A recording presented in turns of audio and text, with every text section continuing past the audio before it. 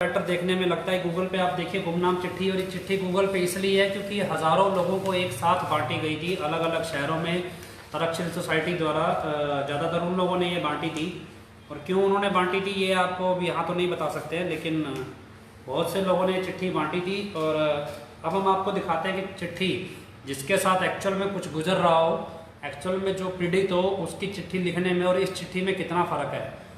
आपको मैं ऑफिशियली तो नहीं, मैं जिम्मेवारी के साथ कहता हूँ कि हमारे पास इस बात के भी सबूत है ये चिट्ठी किसने लिखी है और वो व्यक्ति जिंदा है जिसने ये चिट्ठी लिखी है। और आपको सिर्फ इतना बता सकते हैं कि ये चिट्ठी किसी साध्वी ने नहीं, किसी आदमी ने लिखी है। तो अब आदमी ने क्यों लिखी है ये तो कोर्ट का मसला है जी, कोर्ट में कभी जाएंगे तो रखेंगे। तो फिलहाल इतना शुरू कर देते हैं भी चिट्ठी, इसको पढ़ना शुरू कीजिए आप चिट्ठी को। तो आप इस चिट्ठी को दिखाएं जो ये वो वाली चिट्ठी दूसरी, तो क्या मैं पढ़ के सुनाता हूँ। आप इस चिट्ठी को गूगल पे देख रहे हैं, मैं आप इसको पढ़ के सुनाता हूँ। इसमें रेजोल्यूशन उतना अच्छा नहीं है, तो ये चिट्ठी आप दिखा दीजिए। ये चिट्ठी जो आपको स्क्रीन पे हम दिखा रहे हैं, ये चिट्ठी है वो चिट्ठी जो सीबीआई ने दी है। सीबीआई के डॉक्यूमेंट्स के अंदर कोर्ट में सबमिट हुई है। और जो चिट्ठी मैं पढ़ रहा हूँ वो चिट्ठी है कि एक साथ दो चिट्ठियाँ कैमरे पे दिखा नहीं पाएंगे, इतनी टेक्नोलॉजी हमारे पास नहीं है अभी। तो एक चिट्ठी मैं पढ़ रहा हूँ जो इंटरनेट पे अवेलेबल है, दूसरी चिट्ठी वो है जो चिट्ठी आपको स्क्रीन पे दिखाई दी जा रही है। ये चिट्ठी कोर्ट में दी गई है, ये चिट्ठी कोर्ट में दी गई है। तो पहली चिट्ठी में मैं लाइन पढ़ना शुरू करता हूँ। तो सेवा में माननीय प्रधानमंत्री जी, अब आप इसको चिट्ठी में जो देख रहे हैं स्क्रीन पे उस पर लिखा हुआ है सेवा में माननीय प्रधानमंत्री महोदय जी, लेकिन जो इंटरनेट पे चिट्ठी अवेलेबल है उस पर लिखा है सेवा में माननीय प्रधानमंत्री जी श्री अटल बिहारी वाजपेयी भारत सरकार। विषय डेरे के महाराज द्वारा सैकड़ों लड़कियों से बलात्कार की जांच बारे। श्रीमान जी, यह है कि मैं पंजाब की रहने वाली हूँ और अब 5 साल से डेरा सच्चा सौदा सिरसा हरियाणा धमधम सतगुरु तेरा ही आसरा में साधु लड़की के रूप में कार्य कर रही हूँ। मेरे साथ यहाँ सैकड़ों लड़कियाँ भी डेरे में 16 से 18 घंटे सेवा करती हैं। तो अगर आपके पास कागज पेन है तो जी आप कागज पेन ले लीजिए और एक एक पॉइंट जो मैं आपको बता रहा हूँ उस पॉइंट को लिखना शुरू कीजिए। मैंने आपके सामने अभी पहली लाइन पढ़ी है भी, वो जो लिखने वाला राइटर मान लेते हैं, चलो एक साध्वी है वो लिख रही है और उसमें क्या लिखा है कि लड़की के रूप में मैं रह रही हूँ और सैकड़ों लड़कियां मेरे साथ यहाँ रह रही हैं जो डेरे में 16 से 18 घंटे सेवा करती हैं। आप इसमें एक बात लिखिए कि सैकड़ों लड़कियां, जो वर्ड पॉइंट आउट आपको करना है वो ये है कि सैकड़ों लड़कियां डेरे में रह रही हैं। इस वर्ड को आप याद रखिएगा। तो सैकड़ों लड़कियां डेरे में रह रही हैं। इसके बाद क्या लिखा है इन सैकड़ों लड़कियों के बारे में, हमारा यहाँ शारीरिक शोषण किया जा रहा है। ये लाइन लिखी गई है हमारा यहाँ शारीरिक शोषण किया जा रहा है। आगे लिखा है साथ में डेरे के महाराज गुरमीत सिंह द्वारा कहाँ गया है यौनिक शोषण बलात्कार ब्रैकेट में लिखा है किया जा रहा है। तो ये लाइन लिखी गई है। आगे लिखा है मैं बीए पास लड़की हूँ। अब आप इसमें देखिए ये चिट्ठी सन 2002 में 16 मई 2002 को पहली बार हाई कोर्ट को रिसीव हुई एज पर ऑर्डर्स। तो अब ये चिट्ठी इसमें लिखा है कि मैं बीए पास लड़की हूँ। और आगे क्या लिखा है मेरे परिवार के सदस्य महाराज के अंध श्रद्धालु हैं जिनकी प्रेरणा से मैं डेरे में साधु बनी थी। साधु बनने के बाद एक दिन, चलो मैं ये आगे बाद में बताता हूँ, आप इसको इस बात पे ध्यान रखिए मैं बीए पास लड़की हूँ। ये चिट्ठी सन 2002 में 16 मई 2002 में चिट्ठी कोर्ट में पहुंची थी, हाई कोर्ट में पहली बार। इसके अनुसार ये लड़की बीए पास लड़की है और बीए पास लड़की 1999 से इसने जिक्र किया वो साध्वी बन गई थी, तो 1997 में आई थिंक। चलो ये आगे आएगा। तो इससे इतना लगाइए कि बीए पास करने के लिए कितने साल की उम्र होनी चाहिए। तो 17 साल की उम्र में 12वीं कक्षा में कोई पास होगा और 17 साल के बाद 5 साल की बीए होती है, तो करीब 22 साल तो कम से कम उस लड़की की उम्र रही होगी जब उसने डेरे में साध्वी वो बनी। इस चिट्ठी में एक और चीज भी लिखी गई थी भी साध्वी बनने के 2 साल बाद इसने लिखा है इस चिट्ठी में, वो आगे आएगा भी साध्वी बनने के 2 साल बाद, और उसके बाद लिखा 3 साल से, तो लगभग 5 साल हो चुके हैं। तो इसका मतलब ये 97 के अंदर इस लड़की की उम्र, जो भी ये साध्वी है, इसकी उम्र करीब करीब 22 साल से कम नहीं हो सकती। तो कॉमन सी चीज है जो आपको चिट्ठी में पढ़ के समझ आ सकती है। पता नहीं सीबीआई वाले बेवकूफ हैं या वो जानबूझ के समझना नहीं चाहते। 22 साल इसकी उम्र रही होगी कम से कम 97 में, और चिट्ठी लिखते वक्त इसकी उम्र रही होगी 27 साल।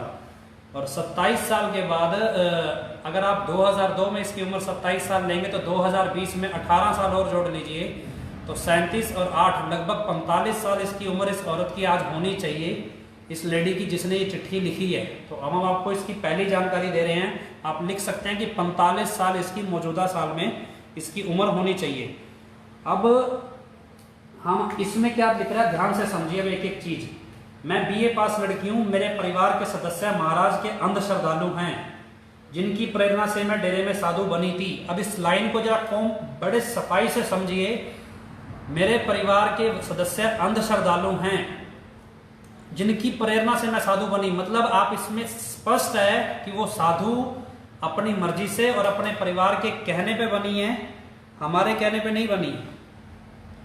अपने परिवार के कहने पे बनी है, हमारे कहने पे नहीं बनी। तो इसका मतलब गुरुजी के पिताजी के कहने पे नहीं बनी, तो सिर्फ अपनी मर्जी से अपने परिवार के कहने पे बनी। अब इसमें अगली लाइन पढ़िए।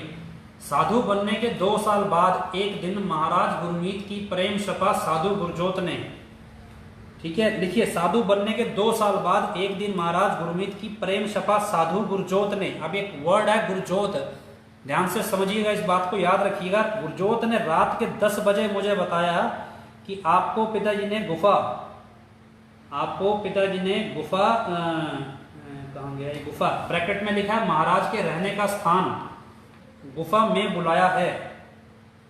तो अब इसमें क्लियर है, ये चिट्ठी लिखने वाला ही ये बात क्लियर कर रहा है कि गुफा महाराज के रहने का स्थान है। गुफा कोई अंडरग्राउंड बिल्डिंग नहीं है, महाराज के रहने का स्थान है। ये इसमें चिट्ठी में क्लियर खुद ही कर दिया है इन्होंने। अब साधु गुरजोत ने 10 बजे रात को इस चिट्ठी के अनुसार उस साध्वी को बताया भी आपको महाराज ने बुलाया है। तो साधु गुरजोत को मालूम था, अगर इस चिट्ठी की बात सच माने भी साधु गुरजोत ने, तो जी 2017 में, हाँ लगभग 45 साल उम्र है जी। रंजीत इंसान जी लिख रहे हैं 2020 में है सर हम अभी आप, तो 2020 के हिसाब से लगभग 45 साल उम्र में है। तो अब आप रखिए इसमें क्या लिखा है कि महाराज के रहने का स्थान, तो गुफा में बुलाया है। अब आगे लिखिए, मैं क्योंकि पहली बार यहाँ जा रही थी। अब आप देखिए वो पहली बार जा रही है। अब 97 मतलब कभी जब भी वो आई तो साध्वी बनने के 2 साल तक उसे, तो वो पहली बार जा रही है। आगे क्या लिखा है, बेड पर सिराने की ओर, यही लिखा है ना, मैं बहुत खुश थी, हाँ ये भी लिखा है, मैं बहुत खुश थी यह जानकर कि आप खुद परमात्मा ने मुझे बुलाया है। परमात्मा ने मुझे बुलाया है गुफा के अंदर। अच्छा ये मैं पीछे चला गया, गुफा के ऊपर जाकर, अब इसने लिखा ऊपर जाकर मैंने देखा महाराज बेड पर बैठे हैं। तो ये बेड पर बैठे हैं, मैं हाथ में रिमोट है और सामने टीवी पर फिल्म चल रही है, ब्लू फिल्म चल रही है। अब आप इस चीज को बड़ा सफाई से आराम से समझिए कि महाराज बेड पर बैठे हैं सामने टीवी पर।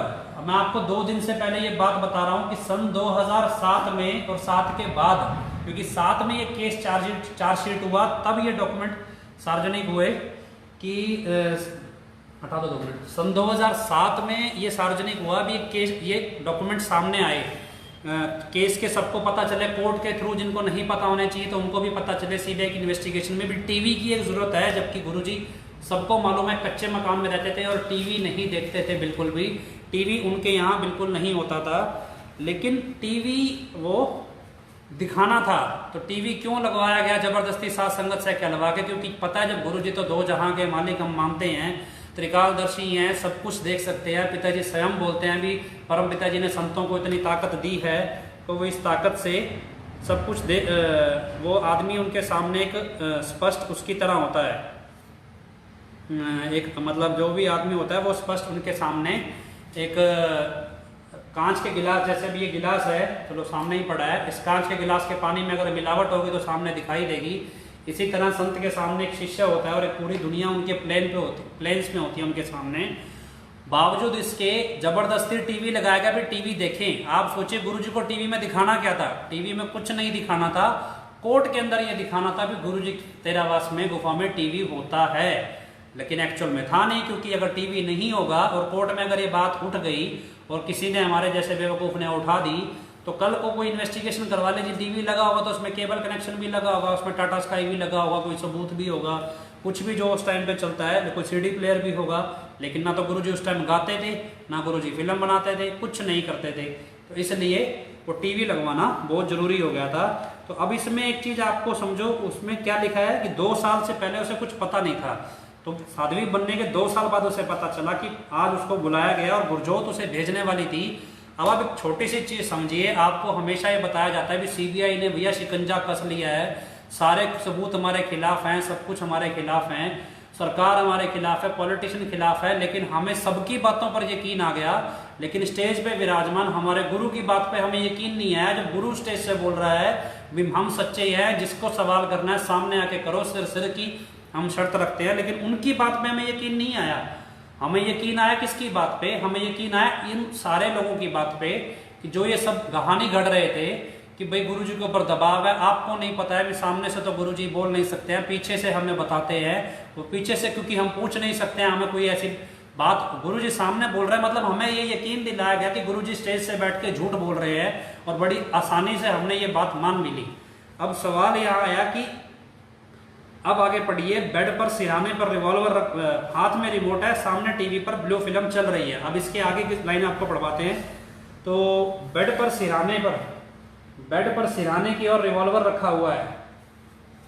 बेड पर सिरहाने की ओर रिवॉल्वर रखा गया, तो रिवॉल्वर का कोई लाइसेंस होना चाहिए, रिवॉल्वर की कोई पहचान होनी चाहिए। रिवॉल्वर ऐसा नहीं है लीगल है इलीगल है, रिवॉल्वर की कुछ तो पहचान रहनी चाहिए।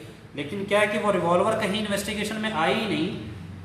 लेकिन ये रिवॉल्वर क्यों दिखाया गया है, ये रिवॉल्वर इस लाइन को यहाँ लिखने का कानूनी तौर पे क्या मतलब है, ये हम आपको आखिर में बताएंगे बाद में।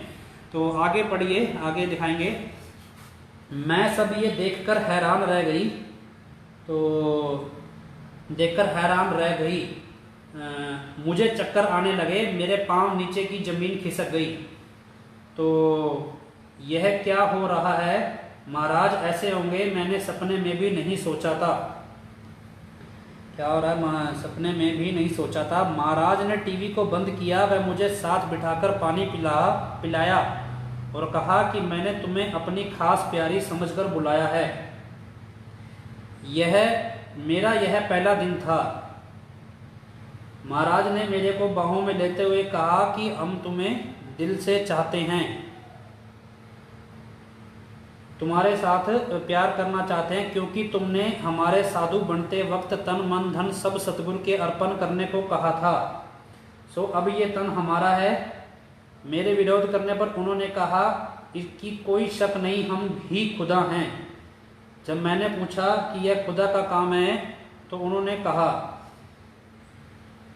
ठीक है, उन्होंने कहा श्री कृष्ण भगवान थे, उनके यहाँ 360 गोपियाँ थी जिनसे वह हर रोज प्रेम लीला करते थे, फिर भी उन्हें परमात्मा मानते थे। यह कोई नई बात नहीं है।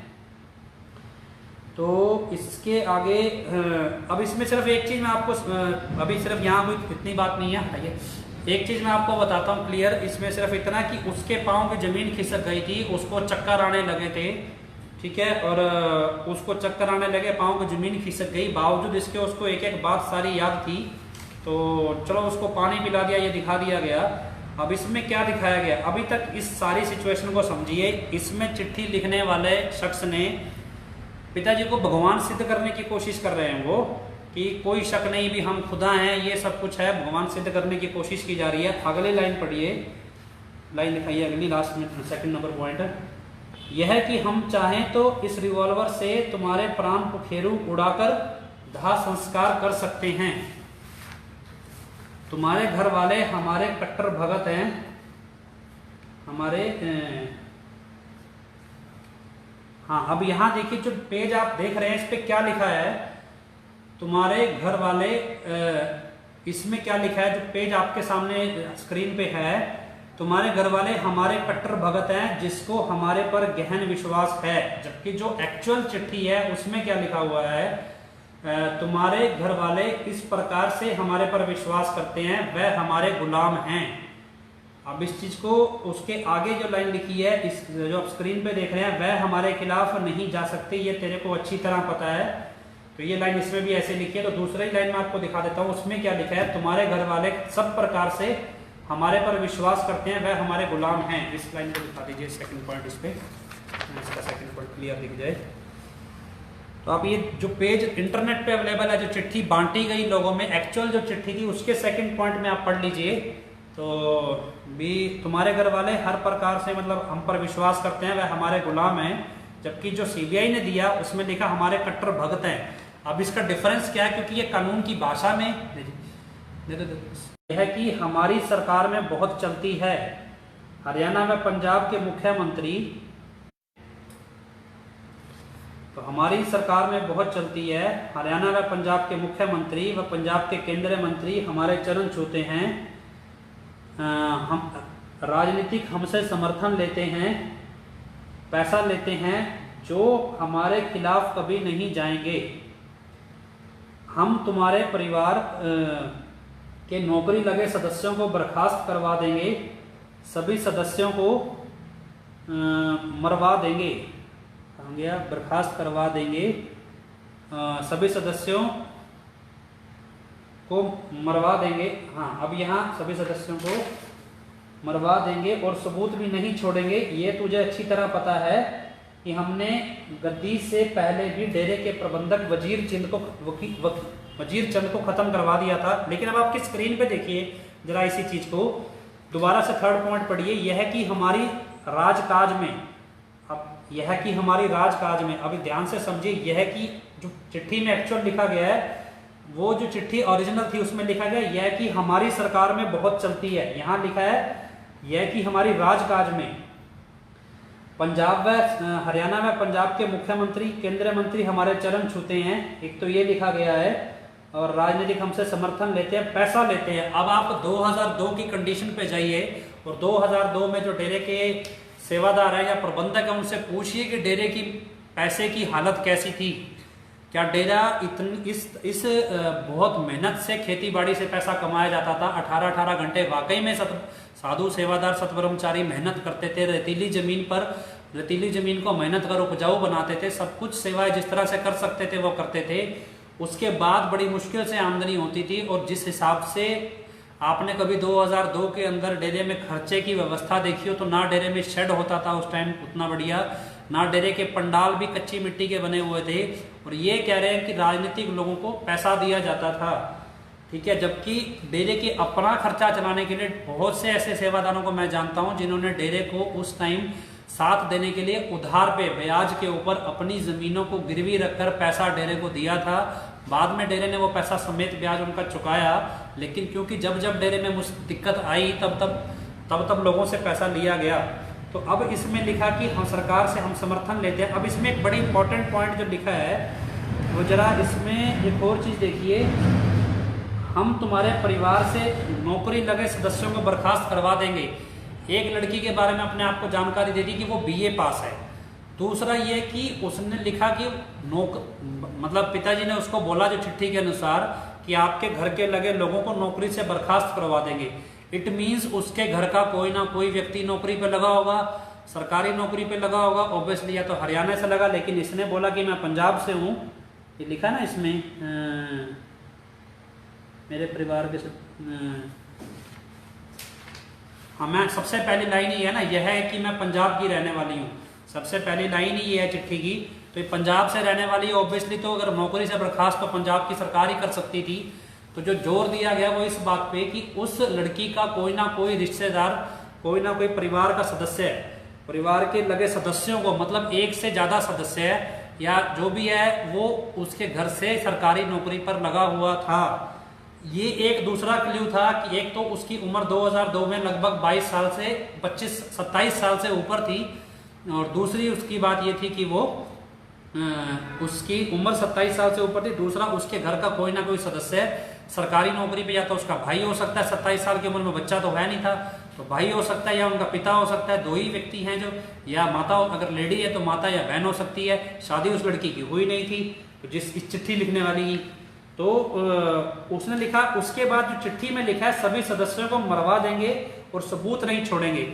लेकिन इसमें क्या लिखा है, सभी सदस्यों को, चिट्ठी में लिखा है सभी सदस्यों को अपने सेवादारों, और ब्रैकेट में क्या लिखा है, गुंडों, तो सेवादारों गुंडों, ये चिट्ठी में एक्चुअल में नहीं लिखा है, तो सेवादारों और ब्रैकेट में गुंडों से मरवा देंगे, ये तुझे अच्छी तरह पता है, बताइए, तो ये तुझे अच्छी तरह पता है। अब इस बात को जरा क्लियर समझिए कि अगर उस लड़की को पहले से पता है कि गुरुजी, एक तरफ वो 2 साल, जब तक 2 साल से वो गुरुजी को भगवान रूप में पूज रही है, सब कुछ भगवान रूप में मान रही है, दूसरी तरफ वो चिट्ठी में क्या लिख रही है, ये लड़की ऑलरेडी जानती है कि गुंडों के जरिए लोगों को मरवा दिया जाता है चिट्ठी के हिसाब से। असलियत नहीं कह रहा हूँ, जो चिट्ठी में लिखा है वो बता रहा हूँ कि असलियत में ऐसा कुछ नहीं है। तो ये लड़की वो जानती है कि गुंडों से मरवा दिया जाता है, बावजूद इसके वो एक ऐसे इंसान को भगवान मान रही है, तो वो चिट्ठी में क्लेम कर रही है। तीसरा, अब इसमें एक और चीज है, मरवा देंगे और सबूत नहीं छड़ेंगे, एक लाइन और लिखी है। अब इस लाइन में इसको आगे दिखाइए, तुझे अच्छी तरह पता है कि हमने गद्दी पे, अब इसमें ध्यान से समझिए, तुझे अच्छी तरह पता, आप जो स्क्रीन पे देख रहे हैं उसमें क्या लिखा है, अच्छी तरह पता है कि हमने गुंडों से पहले भी डेरे के प्रबंधक फकीर चंद को खत्म करवा दिया था, जिनका आज अता पता नहीं। लेकिन एक्चुअल में क्या लिखा है, हटाइए, एक्चुअल में क्या लिखा है कि हमने गद्दी से पहले भी, अब एक बात आपको क्लियर कर रहा हूं, चिट्ठी में क्या लिखा है, हमने गद्दी से पहले भी, फकीर चंद की हत्या हुई है नहीं हुई वो केस विचाराधीन है, लेकिन 23 सितंबर 1990 की तस्वीर आपके पास पुरानी हो तो कोई मुझे व्हाट्सएप पे या हमारे इनबॉक्स में या मैसेंजर पे भेजिए, जिसके पास पुरानी तस्वीर घर में रखी गई हो, और उस तस्वीर को गौर से देखिएगा, उस तस्वीर के बैकग्राउंड में देखिएगा फकीर चंद खड़ा है, और ये क्या लिख रहा है, भी गद्दी पे आने से पहले ही मरवा दिया था। अगर गद्दी से आने से पहले वो मर गया तो गद्दी की रस्म के टाइम वो पिताजी के पीछे, स्टेज के पीछे कैसे खड़ा है। और अब आपको एक बात समझ में आए यहाँ पे कि 23 सितंबर की जो तस्वीर है जिसमें पीछे लोग खड़े हैं, तो फोटोशॉप से उस तस्वीर को मॉडिफाई करके पीछे के लोगों को गायब करके आपको आज क्यों बेचा जाता है, इसकी सबसे बड़ी वजह है कि उस चिट्ठी के पीछे, सॉरी, उस तस्वीर, उस स्टेज के पीछे खट्टा सिंह भी खड़ा है, उस स्टेज के पीछे फकीर चंद भी खड़ा है, और ये सबूत है क्योंकि कोर्ट के अंदर या मीडिया के अंदर खट्टा सिंह हमेशा बोलता रहा है कि गुरुगद्दी की रस्म उसके सामने नहीं हुई, जबकि उस तस्वीर में खट्टा सिंह खुद खड़ा है उसके पीछे गुरुगद्दी की रस्म के समय। और ये किसकी वफादारी डेरे में निभाई जाती रही कि उस तस्वीर को जब बाजार में बेचना शुरू किया, या जैसे भी जिसकी भी डिमांड हुई, तो शुरुआत में वो तस्वीर पुरानी आ गई लोगों के पास, लेकिन नई तस्वीर में उस पीछे के सभी लोगों को हटा दिया गया। इसलिए हटा दिया गया क्योंकि उसमें ये पता ना चल जाए कि गुरुगद्दी की रस्म के टाइम खट्टा सिंह वहां खड़ा था, फकीर चंद वहां खड़ा था, मुझे चिट्ठी झूठी साबित ना हो जाए। तो इसमें क्लियर लिखा कि फकीर चंद, और लिखने वाले को शायद फकीर चंद का नाम पता नहीं था पूरा, उसने चिट्ठी में जो एक्चुअल चिट्ठी है उसमें फकीर चंद की जगह वजीर चंद लिखा है नाम, फकीर, वजीर, फै नहीं लिखा है, वै लिखा है, वजीर चंद नाम लिखा है।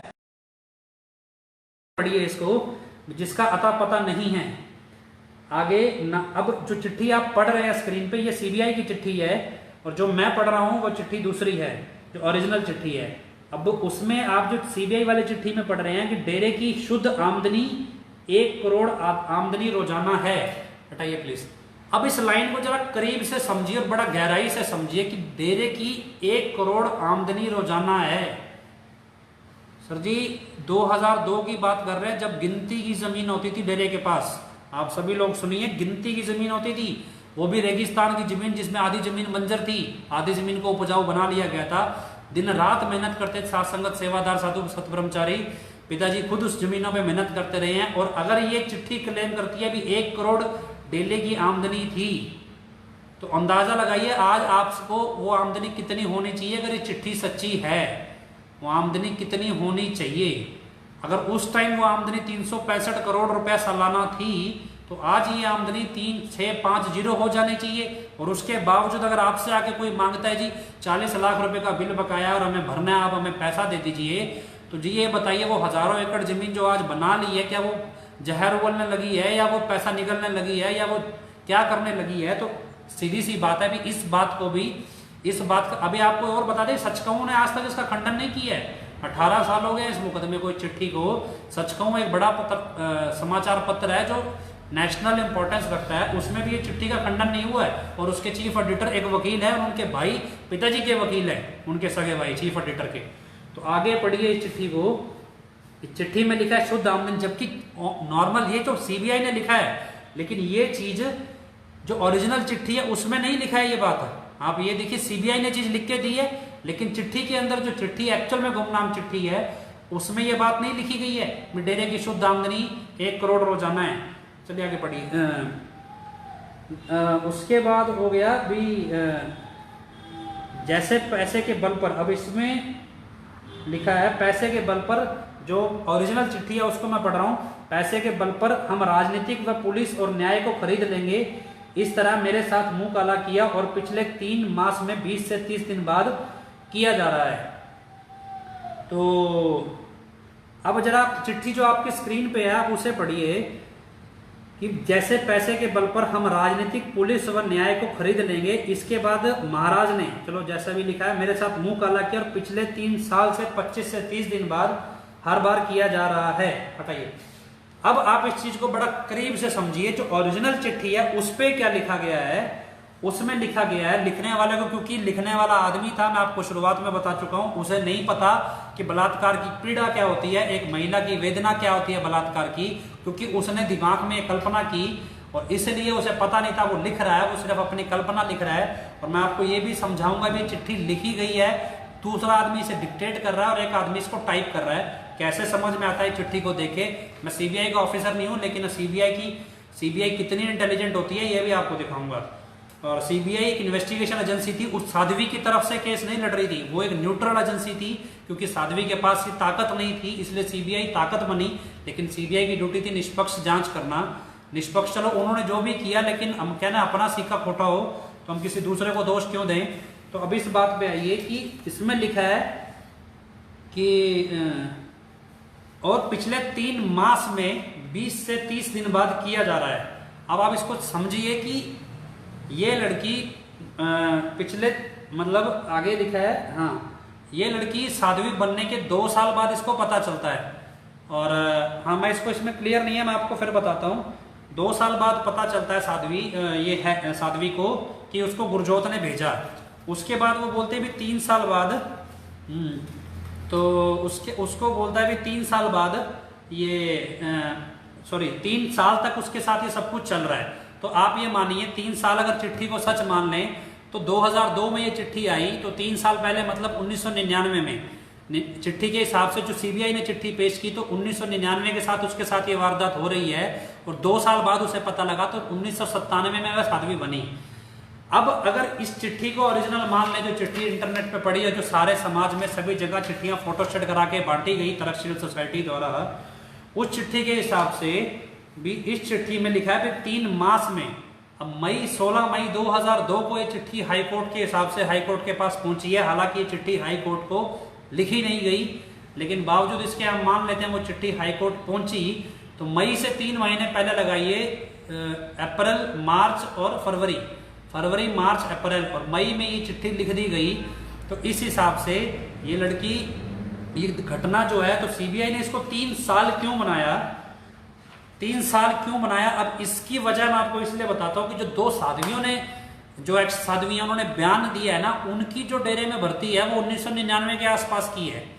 इसलिए अगर इस चिट्ठी को हम 2-3 मास वाली चिट्ठी रख देते, तो 3 मास वाली चिट्ठी अगर हम बना देते, तो ये चिट्ठी उन 2 साध्वियों के बयान से मैच नहीं हो सकती थी। इसलिए इस चिट्ठी को 3 मास से 3 साल बनाया गया, क्योंकि जो 2 साध्वियों का बयान दिलवाना था वो 1999 की घटना थी। वो इस चिट्ठी को लिखने से पहले इस डेरे को छोड़कर जा चुकी थी।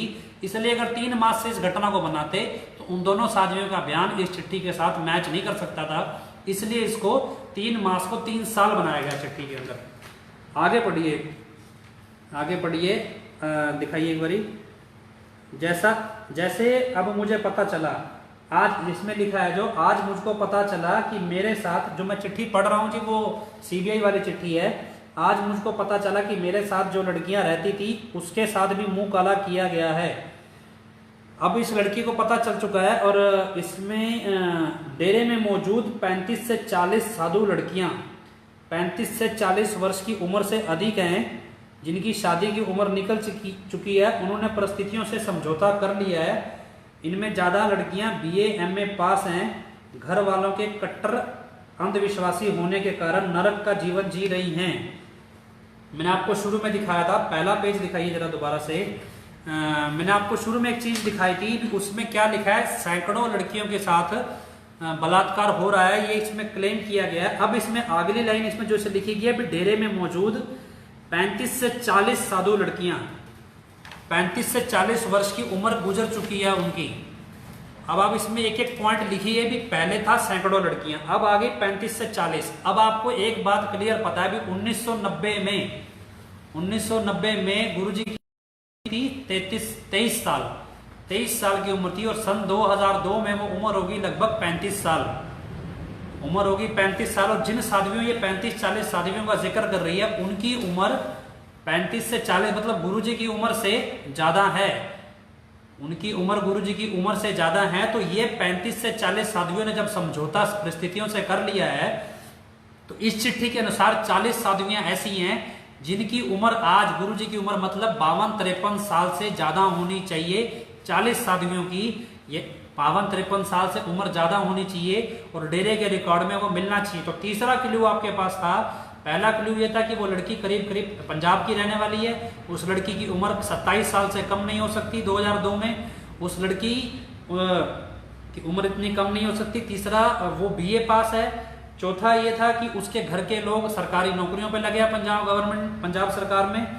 पांचवा ये था भी डेरे के अंदर जो आज, अगर आज के हिसाब से देख ले तो उस टाइम पे 35 से 40 साध्वियां ऐसी होनी चाहिए थी इन्वेस्टिगेशन के दौरान जिनकी उम्र 35 से 40 साल की हो। तो ये सारे फैक्ट्स अभी कोर्ट में आए नहीं है, इसमें से कोई भी फैक्ट। इसके बाद आगे पढ़िए आप। परिस्थितियों से समझौता कर लिया है, उसमें ज्यादा लोग एमए बीए पास हैं। अब आप इसमें हटिए। इसमें अब एक बात और ध्यान रखिए, मैं आपको एक पॉइंट और नोट कराता हूं भी एमए बीए पास है, ये लड़की जानती है। ये आगे इसका मैं बताऊंगा, मैं आपको क्यों बोल रहा हूं ये बात। ये लड़की ये जानती है कि 35 से 40 साध्वियां एमए बीए पास हैं, एमए बीए पास हैं ये लड़कियां। अब इस बात से सिर्फ इतना मैं आपको बताना चाहता हूं भी इसका मतलब इसे इस बात की जानकारी है 40 जो साध्वी हैं उनकी उम्र कितनी है और उनके पास डिग्री एजुकेशन क्वालिफिकेशन उनकी कौन कौन सी है। अगर एमए बीए पास है तो यूजुअली उस टाइम पे ज्यादातर साध्वियां, ज्यादातर सतब्रह्मचारी बहनें कॉलेज में स्कूल में पढ़ाया करती थी, गर्ल्स स्कूल में, तो इसलिए ये एमए बीए पास है तो ऑब्वियसली वो सारी वहां पे टीचर्स थी। आगे पढ़िए तो दिखाइए आगे। उसके बाद इनकी शादी की उम्र निकल चुकी है, इन्होंने परिस्थितियों से समझौता कर लिया। इनमें ज्यादातर लड़कियां एमए बीए पास हैं। अच्छा ये हो गया है। हालांकि हमें सफेद कपड़े पहनना और सिर पर चुन्नी रखना, किसी आदमी की तरफ आंख उठाकर ना देखना, ये दिखाना ना देखना, आदमी से 5-10 फुट की दूरी पर रहना महाराज का आदेश है। लेकिन दिखने में देवी हैं मगर हमारी हालत वैश्यों जैसी है, ये लिखा ना। मैंने एक बार अपने परिवार वालों को बताया कि यहाँ पर डेरे में सब कुछ ठीक नहीं है, तो मेरे घर वाले गुस्से में होते हुए कहने लगे भी अगर भगवान के पास रहते हुए ठीक नहीं है तो ठीक कहाँ है, तेरे मन में बुरे विचार आने लग गए हैं, सतगुरु का सिमरन किया कर। अब जरा यहाँ पे एक बात हम आपको दिखाते हैं, इसने क्या लिखा है इस लड़की ने, मैंने एक बार अपने परिवार वालों को बताया है। समझिए, ध्यान से समझिए जी। मैंने एक बार अपने परिवार वालों को बताया है कि यहाँ पे डेरे पे सब कुछ ठीक नहीं है। 3 महीने से उसके साथ घटना घट रही थी और 3 महीने के अंदर इस चिट्ठी के हिसाब से जो ओरिजिनल है, सीबीआई वाली नहीं, उसने अपने परिवार वालों को बता दिया भी यहाँ पे ठीक नहीं है। उसे ये मालूम है कि डेरे में, चिट्ठी के हिसाब से भी डेरे में जो ऐसे लोग हैं, डेरे में मर्डर करवा दिया जाता है। और परिवार वालों को भी ये बता दिया भी ऐसा सब कुछ यहाँ होता है, परिवार वालों की नौकरी चली जाएगी, ये उसने नहीं बताया। इसमें लिखा है परिवार वालों ने, कोई उसने ये बताया भी यहाँ पे ऐसा कुछ गलत होता है। उसके बाद उसमें परिवार वालों ने कहा, अब यकीन मानिए कि परिवार ने ही उसको साध्वी बनाया और परिवार ने यकीन नहीं किया उसकी बात पे, परिवार ने उसकी बात पे यकीन नहीं किया कि ऐसा कुछ है भी या नहीं। लेकिन बावजूद इसके, चलो उसके आगे पढ़िए, उसके आगे पढ़िए कि तेरे मन में सतगुरु का सिमरन किया कर, कहाँ गया ये, सतगुरु का सिमरन किया कर, मैं मजबूर हूं यहाँ सतगुरु का आदेश मानना पड़ता है। यदि कोई भी दो लड़कियां यहाँ कोई भी दो लड़कियां आपस में बात नहीं कर सकती, घर वालों को टेलीफोन मिलाकर बात नहीं कर सकती, घर वालों का हमारे नाम फोन आए तो हमें बात करने का महाराज के आदेश अनुसार हुक्म नहीं है। यदि कोई लड़की किसी से डेरे में इस सच्चाई के बारे में बात करती है तो महाराज का हुक्म है कि उसका मुंह बंद कर दो। अब यहाँ पे एक और बात समझिए, अभी एक लाइन पहले उसने क्या लिखा है कि उसने अपने परिवार वालों को ये सारी दास्तान बताई, लेकिन परिवार वालों ने उसका यकीन नहीं किया। दूसरा, उसको ये पता चल गया कि यहाँ सैकड़ों लड़कियों के साथ ये सब कुछ होता है, 35 से 40 लड़कियां ऐसी हैं जिनकी उम्र 35 से 40 वर्ष की है, उसकी क्वालिफिकेशन पता है कि वो BA MA पास हैं, उनकी शादी की उम्र निकल चुकी है, ये सब कुछ मालूम है, घर के लोग उसके अंधविश्वासी हैं, ये भी वो जानती है। उसके बाद वो खुद ही कह रही है कि दो साध्वियां आपस में बात नहीं कर सकती। अगर दो साध्वियां आपस में बात नहीं कर सकती, इट मीन्स कि क्या उसको बैरक में रखा गया था, क्या उसको किसी सेल में रखा गया है। अगर 18 घंटे साध्वियां सेवा करती हैं, वो आपस में बात नहीं कर सकती, वो किसी जेल की बैरक में नहीं है या जेल की किसी सेल में नहीं थी। लेकिन ये लिखने वाला भूल गया कि उसने ऊपर क्या लिखा है, भूल गई, चलो मान लेते हैं कि उसने ऊपर क्या लिखा है कि लिखने वाले ने, लेकिन उसने चलो जैसे भी ये लिख लिया कि उसने लिख दिया भी, एक तरफ वो लिखते हैं कि हम आपस में बात नहीं कर सकते, घर वालों का हमारे नाम टेलीफोन आए तो बताना नहीं है, महाराज का हुक्म है कि हमें बात करने ना दी जाए। एक तरफ वो अपने परिवार से मिलकर बात करके उन्हें सब कुछ बता सकती है, दूसरी तरफ वही लड़की लिखने वाली चिट्ठी ये बोलती है कि अगर घर से हमारे नाम पे फोन आता है तो हमें उस फोन पे बात करने की इजाजत नहीं है। ये दो आपस में, मतलब खुद ही वो अपनी बात को झूठा सिद्ध कर रही है। आगे पढ़िए, इसके बाद उसमें क्या लिखा कि पिछले दिनों, कहाँ गया, हाँ, पिछले दिनों बठिंडा पंजाब की एक लड़की साधु ने जब महाराज की काली करतूतों का सभी लड़कियों के सामने खुलासा किया तो कई साधु लड़कियों ने मिलकर उसे पीटा। अब एक और बात देखिए भी, इसमें क्या लिखा है, बठिंडा की एक लड़की ने खुलासा किया पिछले दिनों। ये क्या है एक्चुअल में, 2002 में चिट्ठी मई में पहुंचती है और बठिंडा की एक लड़की ने खुलासा किया और उसको साध्वियों ने पीटा। इसका ये कहते ना भी आग कहीं तो लगी थी जो धुआं उड़ गया। ये बात क्यों लिख दी चिट्ठी वाले ने और क्यों फ्रेम कर दी, एक आग कहाँ लगी थी और धुआं कैसे उड़ा, ये आपको अलग बताएंगे। अगर लड़कियां वहां पे शोषित थी, वहां पे पीड़ित थी सभी की सभी लड़कियां, तो उनको एक लड़की ने कुछ गलत बोल दिया तो दूसरी लड़कियों को गुस्सा क्यों आया, जब वो सारी तो पीड़ित थी, सारी तो सबका ही तो सब तो परेशानी में थे, दुखी थी, फिर क्यों ऐसा हुआ कि बाकी लड़कियों को गुस्सा आया। अगर किसी ने गुरुजी के खिलाफ, पिताजी के खिलाफ कुछ बोलना चाहा तो आगे बढ़िए, आगे लिखा है, जो आज भी घर पर इस मार के कारण बिस्तर पर पड़ी है। आगे इस लाइन में एक चीज समझिए कि जो घर के कारण मार के कारण आज भी बिस्तर पर पड़ी है, यही लिखा ना इसमें भी, की तो साधु लड़की ने उसको पीटा जो आज भी घर पर रीढ़ की हड्डी, अच्छा इसमें जो लिखा है वो रीढ़ की हड्डी के फ्रैक्चर के कारण, इसमें क्या लिखा है, हाँ इसमें, अब इसमें क्या लिखा है, रीढ़ की हड्डी के फ्रैक्चर के कारण। अब आप एक चीज सोचिए, भारतीय कानून को आप थोड़ा सा भी समझते हैं तो सिर्फ इतनी सी बात समझिए। आप एक बार कमेंट्स पे ध्यान ना दें, आप जो मैं बोल रहा हूं उस पर ध्यान दीजिए। तो कमेंट से एक बार आप ना लिखिए तो ज्यादा बेटर होगा, जो लिखता है उन्हें लिखने दीजिए, आप कमेंट्स को स्वाइप कर सकते हैं। आप जो बता रहा हूं आप उसे समझने की कोशिश कीजिए। उसमें लिखा एक लड़की को पीटा, और लेकिन चिट्ठी में कहीं नहीं लिखा कि रीढ़ की हड्डी में फ्रैक्चर है। तो आखिर ये रीढ़ की हड्डी बीच में सीबीआई को क्यों जोड़नी पड़ी? इसका मैं आपको एक सिंपल सा उदाहरण देता हूँ। एक्चुअल में जो भारतीय कानून है, और उस कानून में अगर आप किसी को मारते हैं और उस मारने में किसी की हड्डी फ्रैक्चर हो जाए, मारने पे अगर किसी की हड्डी फ्रैक्चर हो जाए तो वो केस बनता है 307, मतलब अटेम्प्ट टू मर्डर का। आपने इतनी जोर से मारा कि उसकी हड्डी टूट गई, ये अटेम्प्ट टू मर्डर का केस बनता है। इस चिट्ठी को बदल के गंभीर बनाने के लिए ये लिख दिया गया रीढ़ की हड्डी फ्रैक्चर हो गई, और उसकी वजह से अब आप एक और चीज समझिए, 2002 में इस लड़की को ये पता है कि बठिंडा के अंदर कोई लड़की किसी घर के अंदर रीढ़ की हड्डी फ्रैक्चर के कारण अभी तक बिस्तर पे पड़ी हुई है, और इस लड़की का कहना है कि वो 2 लड़कियां आपस में बात नहीं कर सकती, अपने घर वालों से बात नहीं कर सकती। हालांकि उसने ये भी लिख दिया कि उसने घर वालों से बात की, लेकिन घर वालों से बात नहीं कर सकती, रीढ़ की हड्डी में फ्रैक्चर है। उसे पता चल गया कि बठिंडा के अंदर क्या घटना घट रही है, एक्सरे भी था उसके पास मेडिकल रिपोर्ट भी पढ़ी जा सकती थी, और उसे कई महीनों बाद भी ये पता है कि रीढ़ की हड्डी में फ्रैक्चर ठीक नहीं हुआ है, वो बिस्तर पर पड़ी है। आगे पढ़िए, थर्ड पेज होगा, थर्ड पेज आ गया। तो उसके बाद आ गया मिलकर पीटा, जो आज भी इस मार के कारण बिस्तर पर पड़ी है, जिसका पिता सेवादारों से नाम कटवाकर चुपचाप जिसके पिता ने सेवादारों से नाम कटवाकर चुपचाप अपने घर पे बिठा दिया है, जो चाहते हुए भी महाराज बदनामी और महाराज के डर से किसी को कुछ नहीं बता रही। हटाई।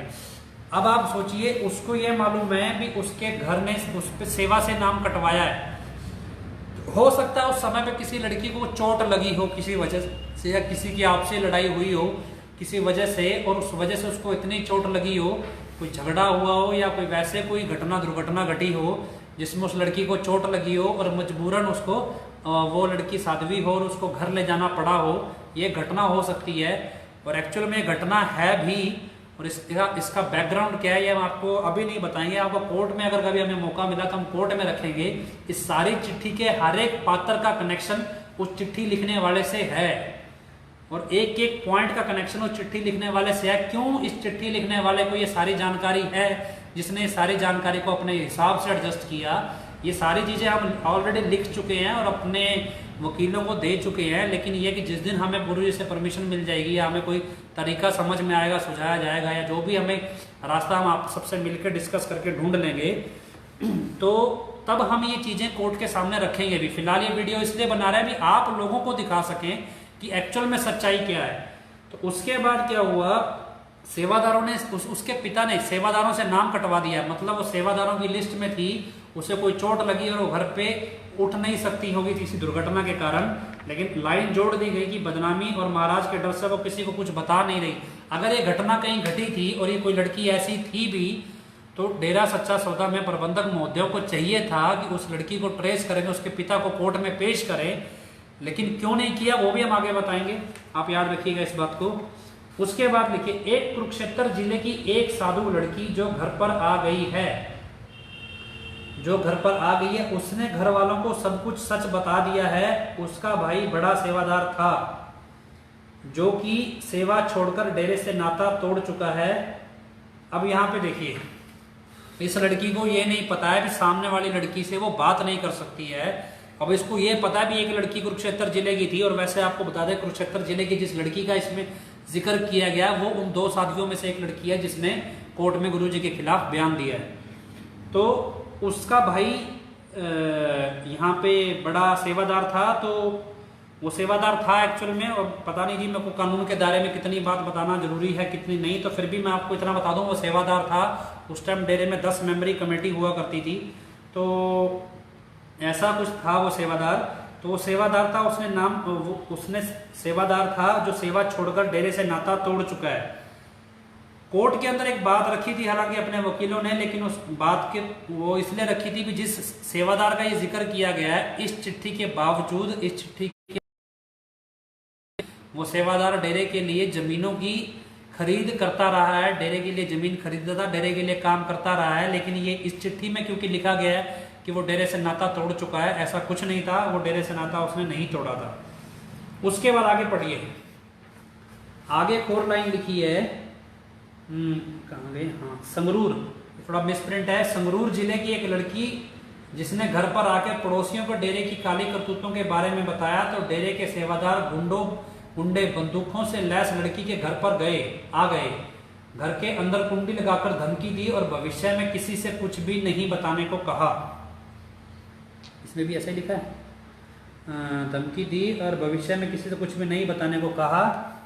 इस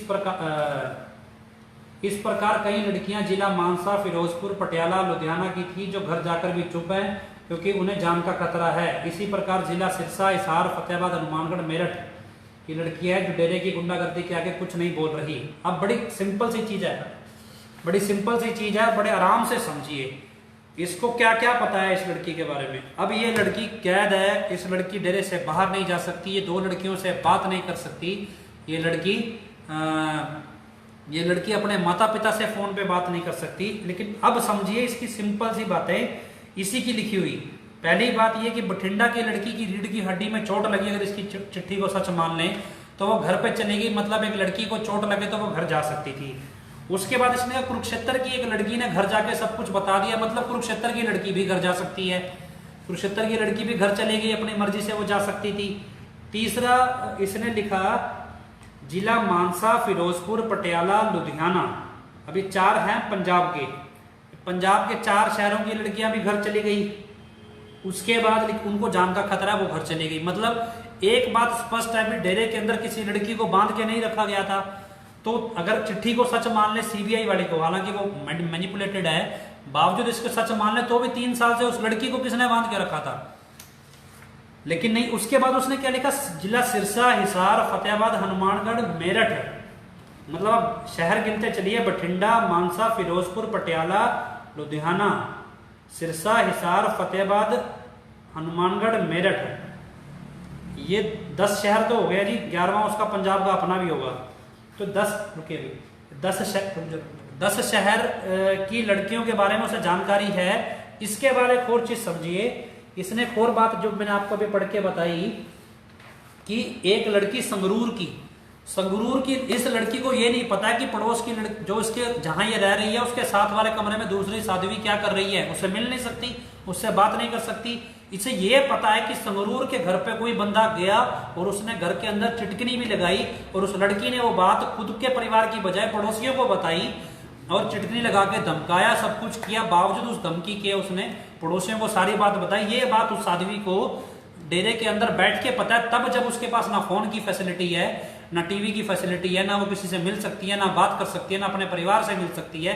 उसे संगरूर के किसी के घर में क्या चल रहा है इस बात की जानकारी उसे हो सकती है और उसे और कोई जानकारी नहीं मिल सकती, ये चिट्ठी में आप समझिए। उसके बाद आप लास्ट में पढ़िए, अगला है, अतः आपसे अनुरोध है कि मेरे साथ इन लड़कियों के साथ साथ मुझे भी मेरे परिवार के साथ मार दिया जाएगा अगर मैं इसमें अपना नाम पता लिखूंगी, क्योंकि मैं चुप नहीं रह सकती और ना ही मरना चाहती हूँ। जनता के सामने सच्चाई लाना चाहती हूँ। अगर आप प्रेस के माध्यम से किसी भी एजेंसी से जांच करवाएं तो डेरे में मौजूद 40 से 45 लड़कियां जो कि भय और डर के साए में पूरा विश्वास दिलाने के उपरांत सच्चाई बताने को तैयार हैं। हमारा डॉक्टरी मुआयना किया जाए ताकि हमारे अभिभावकों की व आपको पता चल जाएगा कि हम कुमारी देवी साधु हैं या नहीं। यदि नहीं तो किसके द्वारा बर्बाद हुई हैं। ये बता दें कि महाराज गुरमीत राम रहीम सिंह जी डेरा सच्चा सौदा के द्वारा की गई हैं। प्रार्थी रखिए। अब एक चीज रखिए सर जी, चिट्ठी लिखने वाले ने ये ऊपर लिखा, सब सब्जेक्ट लिखा, कहीं भी ये हर जगह क्या लिखा, महाराज गुरमीत, महाराज गुरमीत, महाराज गुरमीत, लेकिन आखिरी लाइन क्या लिखी है, महाराज गुरमीत राम रहीम सिंह जी। नाम पूरा लिखा गया है, क्यों लिखा गया है, क्या कुछ है इस सब में, तो आप इसको समझिए भी कि पूछने सीबीआई को पता था नाम बदल दिया गया है, लेकिन चिट्ठी लिखने वाले को नहीं पता था, तो सीबीआई ने यह नाम मॉडिफाई किया ओरिजिनल चिट्ठी में, जबकि ओरिजिनल चिट्ठी में जो नाम है वो महाराज गुरमीत सिंह ही लिखा गया है, कहीं भी गुरमीत राम रहीम सिंह नहीं लिखा गया है। एक मैसेज आया था भी आपके पास, वो व्हाट्सएप पे भेज दी गई है 23 नहीं, ये तस्वीर जो आपने भेजी है जी, ये तस्वीर नहीं है। वो तस्वीर गुरुगद्दी की है जो जिसमें पिताजी हार पहना रहे हैं हजूर पिताजी को, परम पिताजी, वो वाली तस्वीर है। ये तस्वीर नहीं है जो आप भेज रहे हैं गुरुगद्दी की। गुरुगद्दी की रस्म के समय की तस्वीर है, वो पुराने सत्संगियों के पास होगी। तो ये चिट्ठी है। अब हम इसको बड़े तरीके से इसको चीज समझाते हैं। अब आपको चिट्ठी दिखाते हैं जो फोटोस्टेट बांटी गई। इस चिट्ठी को दिखाइए। इस चिट्ठी में सिर्फ अब आराम से एक एक चीज समझना शुरू कीजिए। इस चिट्ठी में एक चीज समझिए, चिट्ठी टाइपराइटर से लिखी गई है। दूर से दिखाइए चिट्ठी को। ये चिट्ठी टाइपराइटर से लिखी गई है। वह चिट्ठी जो मैं आपको दिखा रहा हूँ, ये वो चिट्ठी है जो जेरॉक्स कर करके बाजार में बांटी गई थी। ये चिट्ठी टाइपराइटर से लिखी गई है, इसलिए इसकी आखिरी जो लाइन्स हैं वो एक समान नहीं है। इसका जो फॉन्ट है वो फॉन्ट टाइपराइटर का फॉन्ट है। टाइपराइटर से चिट्ठी लिखी गई है, इसलिए इसमें गलतियां ठीक ना करके इन गलतियों को करेक्ट नहीं किया गया, बल्कि उस पर जो अक्षर गलत हो गया उस पर कांटा लगा दिया गया, लेकिन करेक्ट नहीं किया गया। क्योंकि ये चिट्ठी को करेक्ट किया नहीं जा सकता था, इसलिए इसको प्रूफ रीडिंग नहीं की गई। इसको एक ही बार लिखा गया और जो जानकारी जिसके पास थी वो इकट्ठा की गई एक जगह, और एक जगह इसको लिख दिया गया। दूसरा, इस चिट्ठी को लिखा गया है। इस चिट्ठी में एक बात जो हमने कल आपको बताई थी, ये चिट्ठी किस किस को लिखी गई? गृह मंत्री भारत सरकार, मानव अधिकार आयोग, CPICM हरियाणा, पुलिस महानिदेशक हरियाणा, SP सिरसा व कुछ समाचार पत्र पत्रिकाएं, जागरूक संस्थाएं, महिला संस्थाएं, समाज सेविकाओं को भेजी जा रही है। ये चिट्ठी Punjab and Haryana high court को लिखी नहीं गई। और अगर आप थोड़ा बहुत भी संविधान को जानते हैं तो संविधान में डेमोक्रेसी में एग्जीक्यूटिव, लेजिस्लेटिव, जुडिशरी और मीडिया, ये 4 कोर पिलर होते हैं। जैसे मीडिया को हम चौथा स्तंभ कहते हैं, तो तीसरा स्तंभ जुडिशरी को मान लीजिए, दूसरा स्तंभ एग्जीक्यूटिव को मान लीजिए और एक लेजिस्लेटिव को। लेजिस्लेटिव में सारे के सारे MLA, MP, प्रधानमंत्री, ये सब आ जाते हैं। एग्जीक्यूटिव में IAS, IPS अफसर, ये सब आते हैं जो एग्जीक्यूटिव ऑफिसर्स होते हैं, एग्जीक्यूट करते हैं काम को। तीसरा होता है जुडिशरी, जिसमें जज, कोर्ट, सभी तरह की कोर्ट आती है। अभी कोर्ट नहीं आएगी प्रोटोकॉल के तहत। ये चिट्ठी कंसर्न्ड शहर में कंसर्न्ड ऑफिसर के पास जाएगी। से प्रधानमंत्री कार्यालय से कभी कोर्ट नहीं जा सकती। दूसरा, ये चिट्ठी लिखी गई गृह मंत्री भारत सरकार को। गृह मंत्री भारत सरकार भी लेजिस्लेटिव का हिस्सा है, तो उस टाइम जो भी गृह मंत्री रहे होंगे तो गृह मंत्री भी इस चिट्ठी को DGP हरियाणा या होम सेक्रेटरी हरियाणा को ही भेजेंगे। ये चिट्ठी प्रोटोकॉल के तहत वो भी कोर्ट में नहीं जाएगी। तीसरी, ये चिट्ठी लिखी गई मानव अधिकार आयोग। हो सकता है ये राष्ट्रीय मानव अधिकार आयोग लिखा हो, जो भी हो, या स्टेट का भी हो। तो मानव अधिकार आयोग में जो चेयरमैन होते हैं वो जनरली यूजुअली रिटायर्ड जज होते हैं। सुप्रीम कोर्ट के या हाई कोर्ट के रिटायर्ड जजों को बिठाया जाता है। उससे वो चिट्ठी भी कोर्ट में नहीं आती है। मानव अधिकार आयोग से पहले वहां एक ऑफिसर अपॉइंट होता है, वहां भी DSP रैंक का कम से कम ऑफिसर अपॉइंट होगा, जो इसको अपने लेवल पे इन्वेस्टिगेट करेगा, कंसर्न्ड जो ऑफिसर्स हैं उनसे डील करेगा। उसके बाद इस चिट्ठी को वो कोर्ट खुद लेकर जाएंगे। वो CBI को या डायरेक्ट ऐसे बाय पोस्ट नहीं भेजेंगे, वो अपनी तरफ से किसी जज को अपॉइंट करते हैं, जो रिटायर्ड जज को भी वो कोर्ट इस चीज को लेकर जाएं इस बात को। तो ये चिट्ठी भी मानव अधिकार आयोग ने कभी कोर्ट में इस बात पे सवाल नहीं उठाया। उसके बाद ये चिट्ठी गई CPICM, मतलब अगर ये CPICM का मतलब समझ नहीं आया, लेकिन CPI का मतलब है कम्युनिस्ट पार्टी ऑफ इंडिया। और तक्षशिल सोसाइटी का, क्योंकि इस चिट्ठी में बहुत ज़्यादा इंटरेस्ट था, और तक्षशिल सोसाइटी के लोग ही कम्युनिस्ट पार्टी के लोग ज़्यादातर होते हैं। तो हरियाणा के अंदर, हरियाणा में उन दिनों कम्युनिस्ट पार्टी का कुछ ज़्यादा ही था, तक्षशिल वाले कुछ ज़्यादा ही शोर मचाते थे उन दिनों में कि हम बड़े साइंटिफिक हैं जी, हम साइंटिफिक, हम तो भगवान को मानते नहीं हैं। तो वो अपना उनका राग लापते रहते हैं, जो भी है। तो उसके बाद ये चिट्ठी पुलिस महानिदेशक हरियाणा, मतलब DGP police, DGP Haryana, director general of police के पास ये भेजी गई। वो चिट्ठी भी पुलिस क्या करेगी? इन्वेस्टिगेशन करेगी। पुलिस तो कोर्ट में लेकर नहीं जाएगी। उसके बाद ये चिट्ठी SP सिरसा, तो SP सिरसा भी डायरेक्ट हाई कोर्ट में चिट्ठी को लेकर नहीं जाएगा। उसके बाद कुछ समाचार पत्र पत्रिकाएं, जागरूक संस्थाएं। अब जागरूक संस्थाएं कौन सी होती है और सोती हुई संस्थाएं कौन सी होती हैं, ये पता नहीं, लिखने वाला जाने। तो पत्रिकाएं, समाचार पत्र किसको भेजी गई ये पता नहीं। उसके बाद है महिला संस्थाएं, उसके बाद समाज सेविकाएं। अब जितने लोगों को ये चिट्ठी लिखी गई, इनमें से एक भी मंत्रालय में एक भी जगह इस चिट्ठी का रिकॉर्ड नहीं है। अगर होता तो CBI ला के कोर्ट में रखती। वो CBI है, सेंट्रल ब्यूरो ऑफ इन्वेस्टिगेशन। तो इस कहीं भी इनका रिकॉर्ड नहीं मिला, क्योंकि कहीं भी चिट्ठी जाएगी तो अगर आप कोई भी ऑफिस या बड़े ऑफिस में काम करते हैं सरकारी में, तो उसमें नोट किया जाता है डायरी नंबर भी, चिट्ठी इस डायरी नंबर के तहत रिसीव हुई है और इस ऑफिसर को फॉरवर्ड हुई है। तो सीबीआई ने किसी भी डिपार्टमेंट का रिकॉर्ड कोर्ट में नहीं पेश किया। इट मीन्स किसी भी डिपार्टमेंट में ये चिट्ठी नहीं गई, बावजूद इसके हाई कोर्ट को ये लिख कर दिया गया और किसी भी ने इस पर ऑब्जेक्शन नहीं उठाया भी अगर इतने डिपार्टमेंट में चिट्ठी गई तो सबका डायरी नंबर लाओ, सबके रिकॉर्ड से वो चिट्ठी कहाँ गायब हो गई।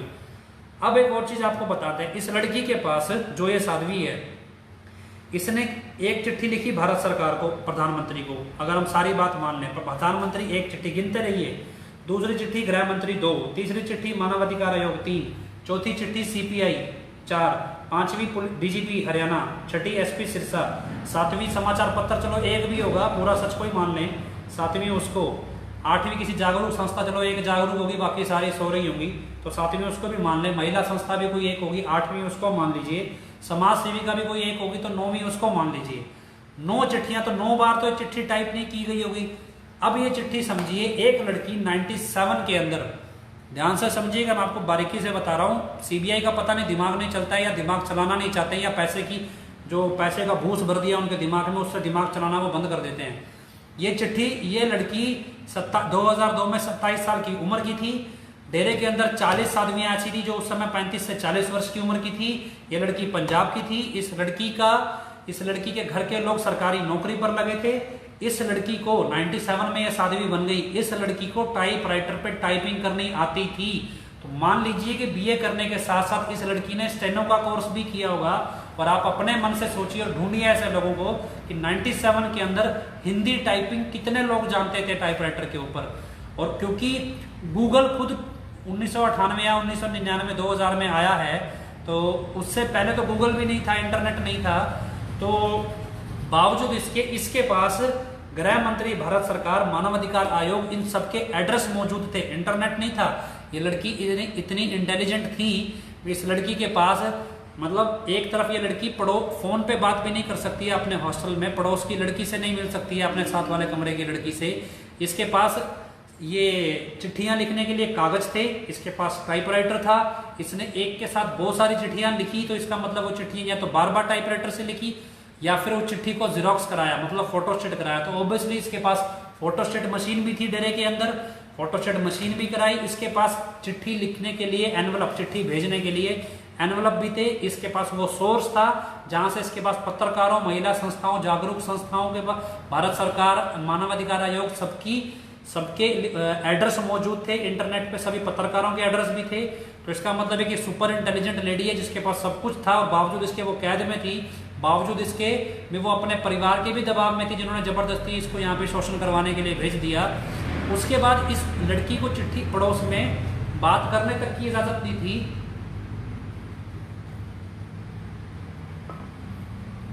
कहीं भी बात करने की इजाजत नहीं थी इस लड़की को। इसने चिट्ठी पोस्ट कैसे की?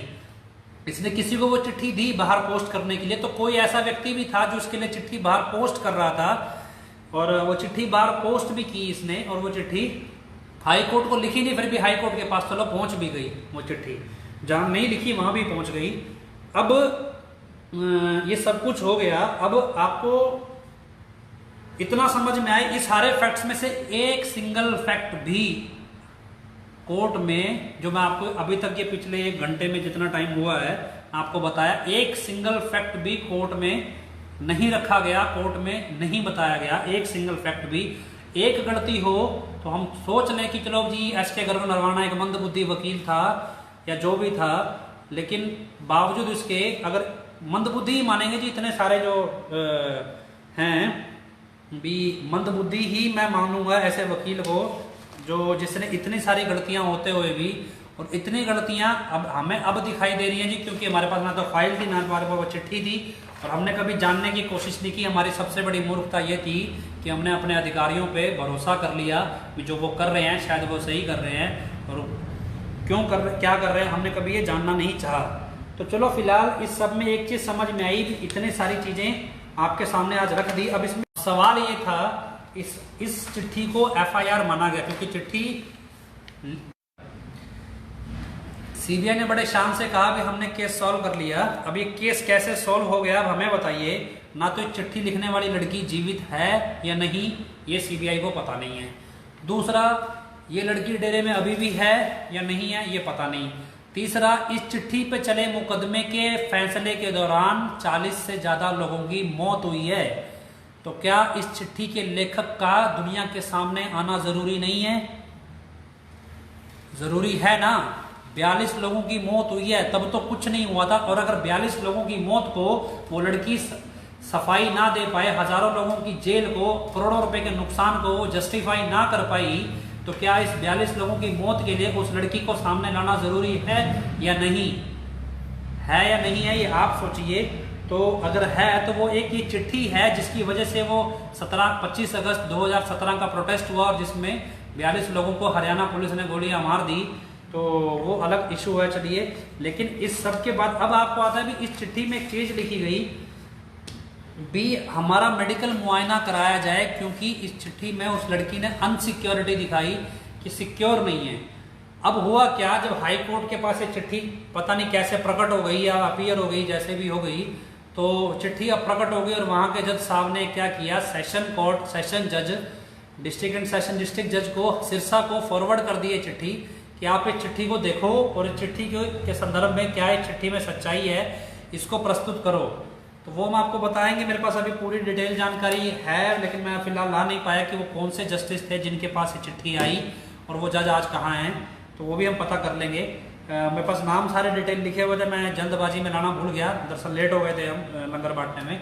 तो ये चिट्ठी कौन से जज के पास आई, उसके पास उस जज साहब ने क्या किया, उस जज साहब ने किसी ऑफिसर को अपॉइंट किया होगा या जो भी हुआ, किया या नहीं किया, लेकिन उन्होंने अपनी रिपोर्ट में एक बात लिख दी भी डेरे के अंदर जी इस माहौल में वहां तो घुस ही नहीं सकते, वहां पे अब पुलिस आके बोलेगी हमें गर्ल्स हॉस्टल में घुसना, तो भैया क्यों घुसने देंगे, तो सत ब्रह्मचारियों के हॉस्टल में हमें घुसना है तो क्यों घुसने दिया जाए। तो शायद घुसने नहीं दिया गया, तो उस जज साहब ने, जो सिरसा के उस टाइम के जज थे, उन्होंने हाई कोर्ट को ये लिख कर दिया भी इसकी जांच की नहीं जा सकती जी, यहाँ पे थोड़ा माहौल टेंस है, तो सच्चाई हो भी सकती है, नहीं भी तो आप किसी सेंट्रल एजेंसी से इसकी जांच करा लो।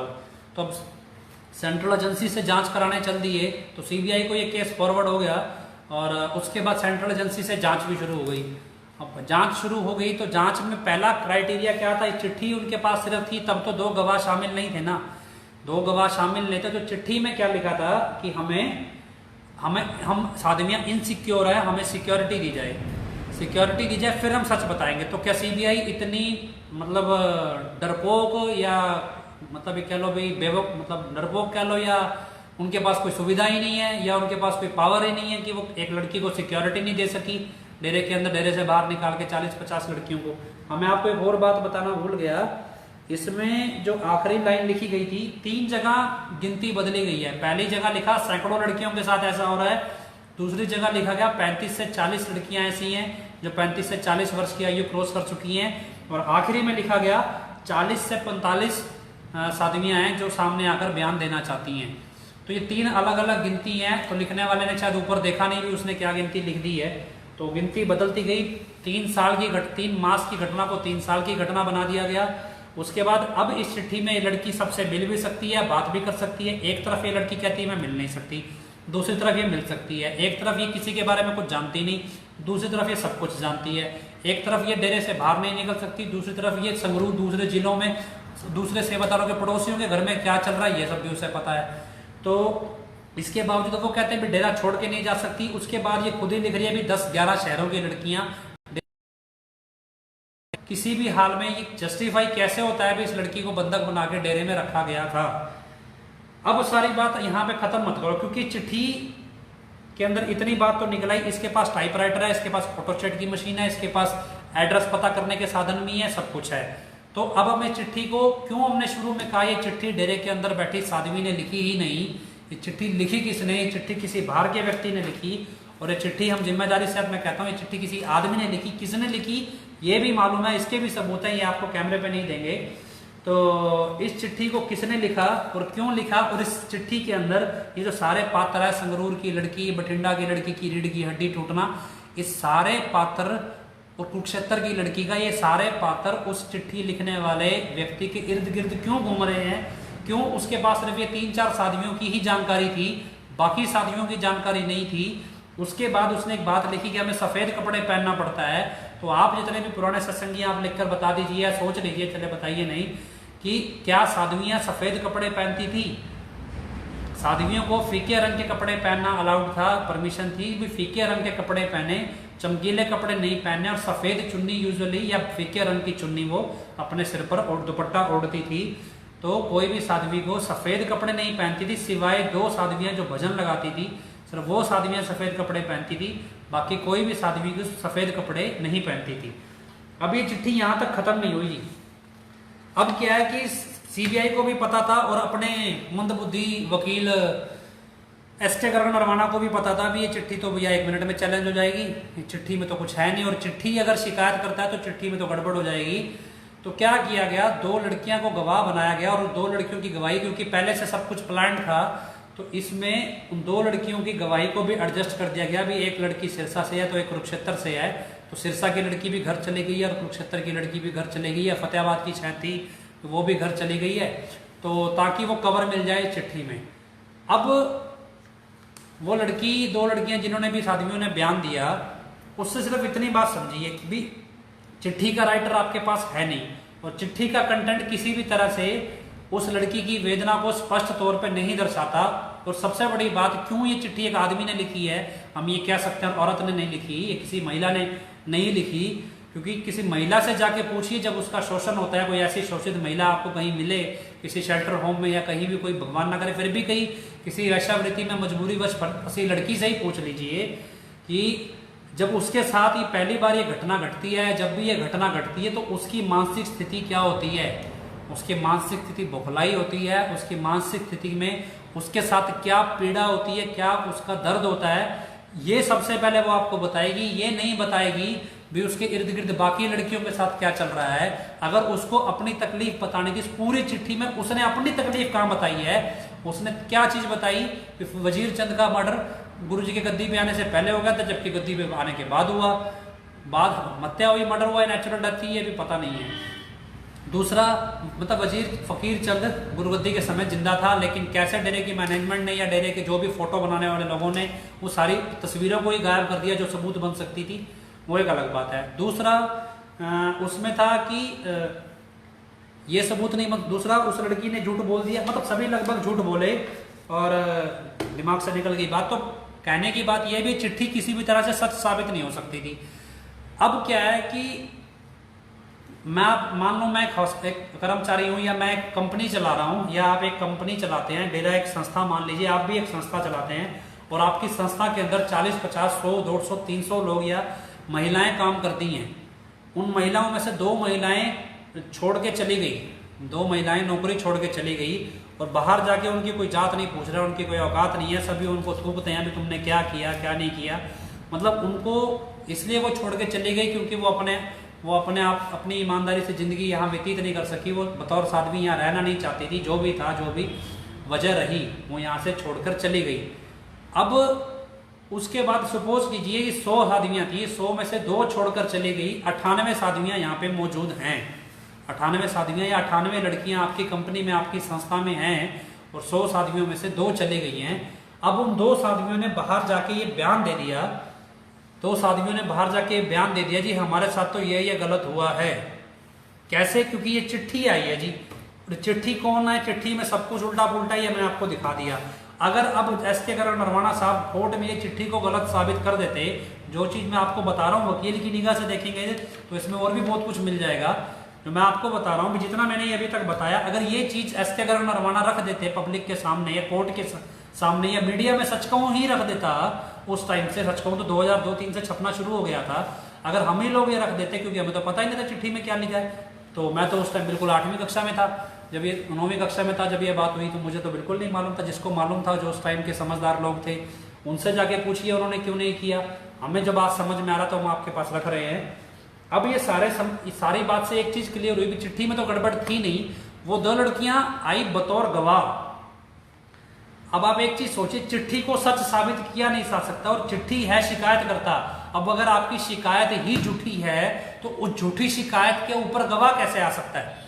मतलब एक शिकायत किसी ने झूठी की है और झूठी शिकायत के ऊपर गवाह खड़ा हो गया तो वो गवाह नहीं है। अगर उन 2 साध्वियों को प्रॉब्लम थी, उन 2 साध्वियों के साथ कुछ गलत हुआ, तो उन 2 साध्वियों को पार्टी क्यों नहीं बनाया गया? शिकायत करता उन 2 साध्वियों को बनाया जाना चाहिए था। और ये बात कोर्ट में क्यों नहीं उठाई गई कि चिट्ठी में तो सब कुछ उल्टा पुल्टा है जी, चिट्ठी में जो बात लिखी गई है, पहले जो बात लिखी गई है बाद में उस बात को खुद ही झूठा करार दे दिया गया, और बाद में जो बात लिखी गई है उसको पहले झूठा करार दे दिया गया है। लेकिन चिट्ठी तो झूठी थी, लेकिन चिट्ठी शिकायत करता थी, बावजूद इसके उन दो आदमियों को गवाह की बजाय पार्टी बनाना चाहिए था। और सबसे पहला मुद्दा ये उठना चाहिए था, क्यों नहीं बनाया गया, आपको ये भी बताते हैं कि अगर वो गवाह की जगह पार्टी